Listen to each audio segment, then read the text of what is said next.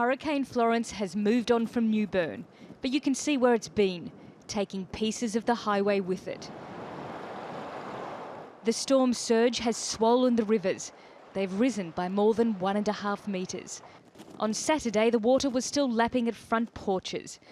A day ago, the surge was so great, whole houses were flooded. Now it's time to clean up and walk the dog. So it got up to right about here where you see these marks. But Megan Margram thought she'd be okay in her third-floor apartment. But when her building started to flood, she called in for rescue. One guy pulled up on a truck down the street. He came through the waist-deep water and walked through and came in and stayed with us until they could get a boat in here. And we had an elderly gentleman with us who's bedridden, so they were able to carry him down and get him in the boat. Head inland and you see more of this. Roads impassable or closed. And this is what officials are worried about. Floodwaters that are rising fast and moving quickly. Already some areas have received more than 50 centimetres of rain, and we could end up with up to 1 metre of rain in some parts of North Carolina. On the road we meet Nate Theokoles. He says the flooding from this hurricane is already worse than the one 2 years ago.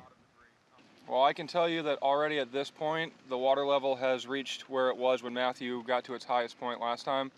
I'm concerned I'm going to lose my house this time around. Other people are helping themselves.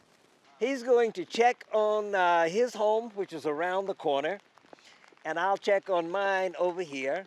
I'll probably stay for a short while, and he'll probably do likewise, and hopefully, if it does not get too awful high, we'll be able to return each day and check to see how things are, and the neighborhood as well. Not far away, another boat goes in the water.